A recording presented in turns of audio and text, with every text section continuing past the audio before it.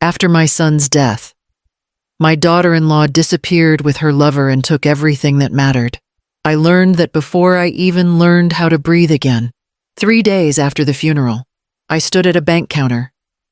Only then did I realize she had been draining accounts for months. Watching a young clerk stare at her screen until the color drained from her face, she went still, then leaned closer. As if the numbers might change if she looked hard enough, she asked me to wait, glancing at the screen showing a suspicious transfer of nearly $300,000. The story you are about to hear is a work of fiction created by the Her Chains channel team, based on real-life situations to convey lessons about family, emotions, and human values. All characters and events are illustrative.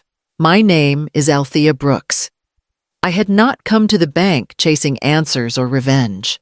I came because the refrigerator was nearly empty and the house felt quieter than it ever had. I came because grief does not pause the practical parts of living. I came because the card in my hand was the only thing my son had ever insisted I keep. He pressed it into my palm years earlier, at a kitchen table cluttered with mail. He told me to put it somewhere safe. He told me not to use it. He told me to trust him. At the time, it felt unnecessary, even dramatic. I tucked it away and forgot it, the way mothers do when they believe tomorrow will arrive intact. Now, tomorrow had already been taken.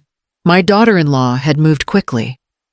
By the time I returned to the house after the burial, the laptop my son used for bills was gone. So were folders, documents, and a small box that held papers I never thought to count. A neighbor mentioned suitcases. Someone else mentioned a man I did not recognize. A text arrived on my phone and then the number went quiet. There was no explanation, only absence. At the bank, the clerk stepped away from the counter and returned with a manager. He asked how I had come to have the card. I told him it belonged to my son. I told him he gave it to me. He nodded once and asked me to wait again. I rested my hand on the counter and felt the weight of the card through the thin plastic sleeve. It was not comfort. It was instruction. Whatever my son had prepared, he had prepared it for a moment like this, when survival mattered more than understanding. The service moved the way paperwork moves, efficient, orderly, finished on time. People lined up, spoke in low voices, and stepped aside. I stood where I was told to stand and listened to words that floated past me without landing. My daughter-in-law remained a few steps away, composed, hands folded, eyes dry. When the last guest drifted off, she came closer. Her voice stayed level, almost practiced. "We'll need to locate the account numbers." He handled most of that. I looked at her, waiting for something else to follow. It didn't. Today, my mouth formed the word before I weighed it. She nodded once. "Things can't sit. That's how mistakes happen." A man from the funeral home asked if we were ready to proceed. She answered before I could. "Yes, we're finished here." Later, near the exit, she spoke again. "Do you know where he kept the documents? Titles? Insurance? That kind of thing?" "I don't," I replied. My voice sounded distant to me. "We're still burying him." She exhaled, a thin sound, then glanced at her phone. "I'll take care of it." A relative leaned in to hug me. My daughter-in-law stepped back, already scrolling. When condolences came her way, she accepted them with a nod and moved on. No trembling hands, no pause, just motion. A woman from the family murmured, "She's being strong." I nodded because that was easier than speaking. As we walked out, she slowed beside me. "If the bank calls, forward it.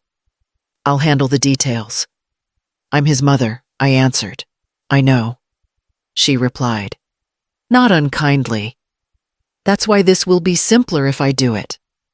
I let her pass. I told myself grief wears different faces. I told myself order can look like cold when you're exhausted, I chose quiet over suspicion and followed the line of people toward the door, carrying the weight of what hadn't been asked for and what had already been claimed. I unlocked the front door the morning after the funeral. Inside, the air felt rearranged, as if the rooms had been instructed to forget us. I went straight to the desk where my son kept his laptop. The surface was clean. No cord, no notes tucked beneath. I opened drawers, then the cabinet by the sink. Folders were missing. The small lockbox from the hall closet was gone. I checked the bedroom next. Jewelry trays lay open and light. The envelope with warranties and receipts had vanished. I stood still long enough to hear my own breathing and realized how much could be removed without leaving noise behind. A knock came at the door. Mrs. Keating from next door stood there, hands clasped tight. "I thought you should know," she began. Eyes dropping to the floor, "She left early this morning." "With boxes?" I asked. "With suitcases," she replied, and she wasn't alone. I waited. A man I didn't recognize. Likely her companion, drove. My phone buzzed in my pocket. A message from my daughter-in-law appeared and disappeared in the same moment. Then nothing. The number went quiet. I thanked Mrs. Keating and closed the door. In the kitchen, I noticed the mail had been sorted. Only the bills remained. I opened the trash and found the torn edge of an envelope I recognized, the corner with my son's handwriting ripped away. Later, my granddaughter wandered in, backpack still on. She looked around, then at me. "Daddy packed last night," she murmured. "He told me we were going to be busy." "Did he say where?" I asked. She shook her head. "He told me to keep my shoes on." I took her hand and locked the door. Not because it would bring anything back, but because it marked a boundary. What had been taken wasn't done in haste. It had been mapped, lifted piece by piece. While the house slept, and I was busy believing tomorrow would wait, the first card failed at the grocery store. I tried again. Slower, as if patience might persuade the machine. The first card failed at the grocery store. Small transfers had been coming for months, but now a large sum was attempted. At home, I called the bank number printed on the back of another card. After the verification, the woman on the line paused. "Your joint account was emptied," she explained. Voice careful, "The activity began months ago." "Months." I repeated, "Yes." Smaller transfers at first, then larger ones. I thanked her and ended the call. My fingers shook as I opened the cabinet by the sink. The folder my son kept there was gone. All removals had been done gradually while he was alive. I moved to the bedroom and lifted the mattress. The envelope with legal copies wasn't there. I called the credit union next. A man reviewed the notes. An authorized user made the changes. He told me everything was properly signed. "By whom?" "Your daughter-in-law." I closed my eyes. The room felt unsteady, not from grief, but from math. This wasn't a single reach. It was a pattern. Quiet withdrawals spaced across time. Permissions adjusted. Paper trails thinned. My granddaughter hovered in the doorway. "Grandma," she whispered. "Daddy took my blue folder." "What folder?" "The one Mommy kept with my papers." I pulled her close and sat on the floor. What disappeared after the funeral was only the remainder. The real work had happened earlier, while my son was alive and trusting. While I was busy believing the house was whole, I found the note that night, after my granddaughter fell asleep with her shoes still on. It was tucked inside a cookbook he had used frequently. Found 3 days after the funeral, pressed between pages he knew by heart. The envelope held no date, just 2 words in his handwriting. "For Mom." Inside, the paper was folded twice. The ink had been pressed hard, as if he didn't want the words to fade. "If you're reading this, I didn't stop it in time. Don't confront her. Don't warn anyone. The card isn't for spending. It opens what I couldn't close. Protect my granddaughter. Trust the process." I read it again, slower. He hadn't accused anyone. He hadn't named what he suspected. He had done what he always did when something felt wrong, kept records. Waited. Built a margin for error. My phone buzzed. A message from my daughter-in-law appeared, sharp and brief. "Have you found the insurance papers yet?" I stared at the screen and let it go dark. The next morning, I called the number on the back of the old card. A recorded voice transferred me to a department I didn't recognize. A man answered and confirmed my name, my son's name, then asked me to bring the card to a specific branch. His tone didn't rush, but it didn't soften either. "This will take time," he explained. "Please come in person." "I will," I replied. Today, I folded the note and placed it back where I found it. The card rested in my palm, thin and unremarkable, carrying none of the weight it held. It wasn't money my son left me. It was permission, a door he couldn't walk through himself. Before I left, my granddaughter watched me from the hallway. "Are we going somewhere?" "Yes," I told her, "just for a bit." "Will Daddy come back?" I knelt in front of her and smoothed her hair. "I'm going to make sure we're okay." She nodded, trusting the way children do when they have no other choice.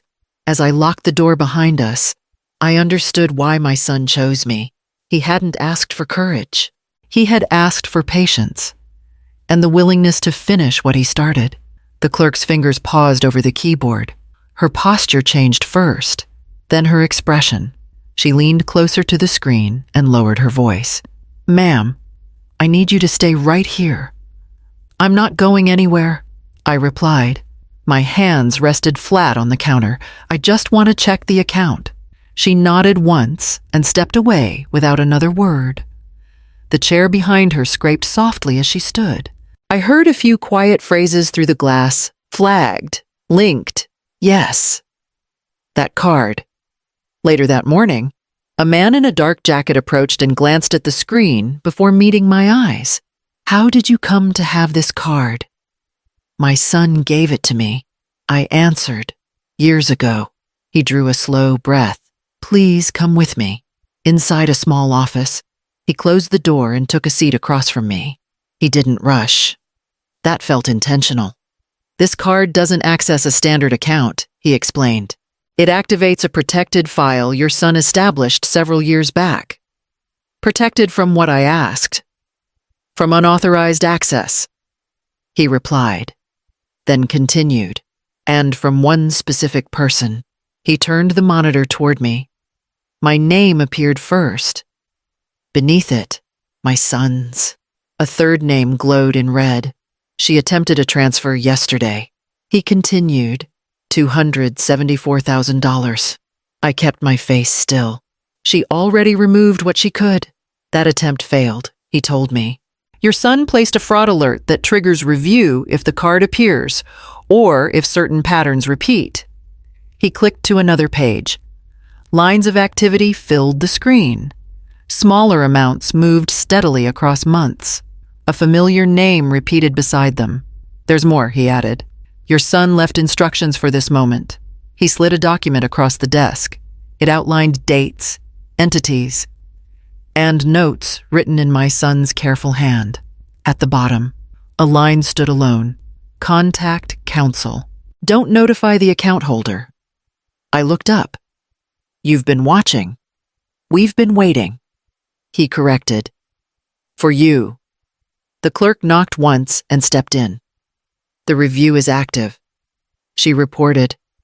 "All linked access is paused." The manager nodded. "Thank you." When she left, he met my gaze again. "Your son anticipated movement after his death. He asked us to respond quietly." I closed my fingers around the card. It felt lighter now, as if it had done what it was meant to do. Whatever my son had asked them to watch for was already in motion, and I was no longer standing outside it. The manager left me alone with the screen and the documents. He didn't hover. That, too, felt deliberate. I read slowly, line by line, the way my son always did when something mattered. Transfers appeared in neat columns. Dates stretching back months. The amounts started small, then grew steadier, more confident. Or Each entry led somewhere else, companies I didn't recognize. Addresses that repeated with slight variations, no storefronts, no staff, just movement. A name surfaced again and again. Ryan Hale. I recognized it at once. My granddaughter had mentioned it at the kitchen table without knowing it mattered. The manager returned and pointed to the column beside the name. These entities share an officer, he explained. The same contact information, different shells. Shells, I echoed. Yes, conduits. He paused. Your daughter-in-law didn't move the money alone. My chest tightened. Not from surprise, but from confirmation. I had wanted to be wrong. The papers didn't allow it. Another page detailed attempts to adjust permissions, guardianship notes, drafts that never finalized. These filings had been prepared months before his death. The manager added, incomplete, but intentional. I folded my hands. He knew. He suspected. The manager replied. He documented. The phone on the desk vibrated. An incoming call flashed the name I had learned to recognize. I turned the screen away without answering. The manager watched me carefully. You can confront them, he offered. Some people choose that. No, I replied. He told me not to. A knock sounded. The clerk stepped in and spoke quietly. The review has expanded. Additional accounts are linked. The manager nodded. Proceed. When she left, he leaned back. This isn't about loss, he said. It's about control. Your son anticipated that control would be tested. I gathered the papers into a folder and stood. Grief had carried me this far. Responsibility would take me the rest of the way. My son didn't leave me money to spend or names to accuse. He left me a record and the discipline to use it. I walked out with the file under my arm. Understanding what had shifted, love hadn't blinded him. It had taught him to prepare, quietly and completely, for the moment when preparation would matter more than belief. For 3 days, I did nothing. No calls, no visits, no warnings dressed up as concern. The bank handled its review. The documents moved where they needed to move. I stayed home and kept my voice to myself. On the 4th morning, my phone lit up. Everything is settled. I'm handling the accounts now. I read the message twice. There was no greeting, no explanation. Just a statement meant to close the door. My thumb hovered over the screen, ready to answer. Ready to ask why she believed she could still give instructions. I remembered the note in the cookbook and let the phone go dark. Later that afternoon, another message arrived. Please forward anything that comes in. I don't want delays. I placed the phone face down on the table. Silence felt heavier than speaking, but it held its shape. Speaking would have given her something to push against. A man from the bank called to confirm receipt of additional records. The review continues. He explained. We're expanding the scope. Thank you, I replied. My voice stayed even. He added, we'll notify you before any action is taken. After the call, my granddaughter asked if we were going somewhere. I shook my head and poured her a glass of milk. She talked about school, about a project she wanted to finish. I listened and nodded, anchoring myself to the ordinary. That evening, the phone vibrated again. No words this time, just a missed call. I didn't return it. They believed the hardest part had passed. They believed the quiet meant agreement. I kept the folder closed and the card out of sight, letting the systems do what noise never could, and waited while certainty settled in places it didn't belong. The call came just after noon. The manager from the branch spoke with the same measured tone he'd used before. The review concluded this morning. All linked access has been suspended. I closed my eyes once. Every account. Yes, he replied. Personal and corporate. No transfers are moving.